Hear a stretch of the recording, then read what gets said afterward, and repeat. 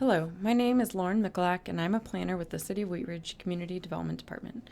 I'm presenting case number ZOA-20-02, which is a code amendment related to the design and platting of single-family attached homes or townhomes.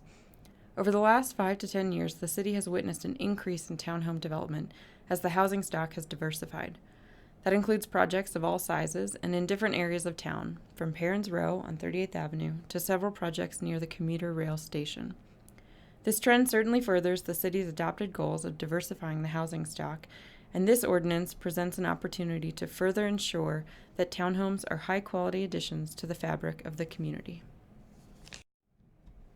For the purpose of this presentation, I'll use the term townhomes, but I'm referring to any attached side-by-side single-family dwelling, like what's shown in the image at the bottom left of this slide.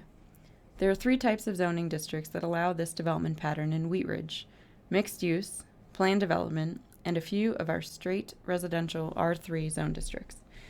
In each type of districts, we regulate design slightly differently, either through the mixed-use code, a property-specific outline development plan, like you see in the middle image, or through the Architectural and Site Design Manual, ASDM, a separate document that supplements the zoning code. One trending term in recent years in the Denver area has been slot homes, and it's a design concern that we want to stay in front of. A slot home refers to a sideways-facing townhome. They were prevalent in the city and county in Denver until they modified their zoning code. Slot homes are characterized not only by sideways orientation, but also a lack of orientation to the street, a lack of front doors or porches facing the street, a lack of pedestrian scale, and a lack of material change. In Wheat Ridge, we haven't seen slot homes because of how our code is already written. We have good rules in place, and the purpose of this code amendment is really just to fine-tune those existing regulations. We'll talk first about design and then platting. This is an image of a very hypothetical townhome project. The front perspective on top and the site plan below. In terms of design, when we get a set of plans from an applicant, we provide comments, often extensive in the first round. We get revisions, and then we essentially go back and forth until we have a design that meets the city's code requirements. As a staff, we think we could be more effective in that process, and from a design standpoint, we need a better code basis for some of the comments we actually are already giving to applicants. Among our different existing codes, we already have provisions that address the building and the site, requirements related to massing, setback, bulk plane, articulation, materials, parking, open space, windows, doors, detention, the list goes on. We're getting projects, big and small, that meet the code's intent of high-quality design. What we need to fine-tune are the regulations, particularly for infill projects, smaller projects on smaller lots in existing neighborhoods. Areas where we want to pay particular attention to how the building relates to its surroundings and to the street. In this neighborhood context, we want to make sure the street-facing side is upgraded to engage the street as any home would, whether it's the short or long side facing the street. Currently, staff is relying on more general code statements, and we sometimes get pushback from applicants who want a specific code citation when we ask, for example, for a front door to face the street.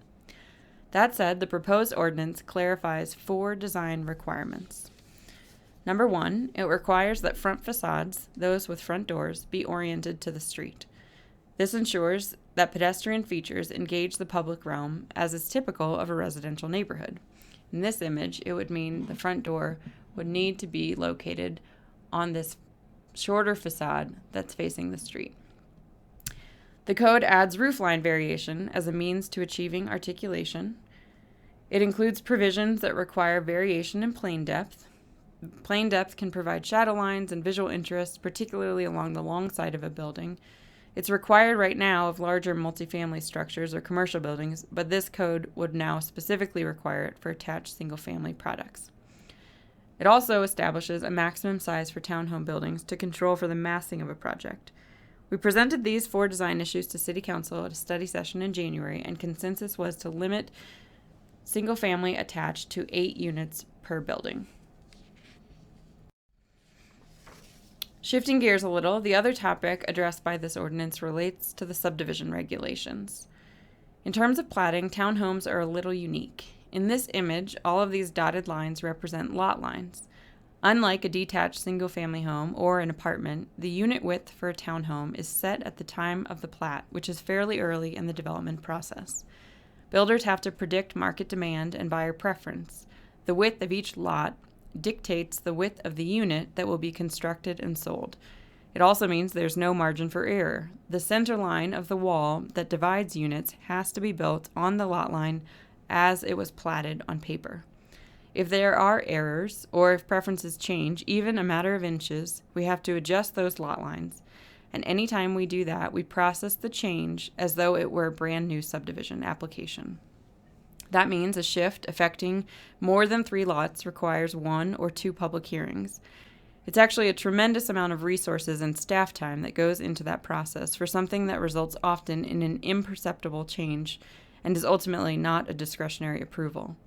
For that reason, this ordinance creates a specific and limited classification of plats that can be approved by staff. Lot line adjustments for previously approved townhome plats that don't create new lots, don't alter the overall design, and that comply with all other zoning and subdivision standards. In terms of process, these issues of design and platting were presented to City Council at a study session on January 6, 2020, at which time Council gave staff direction to proceed with a code amendment. The Planning Commission's recommendation will be forwarded to City Council, and this ordinance is scheduled for public hearing at City Council on March 9th. Staff is recommending approval of the ordinance.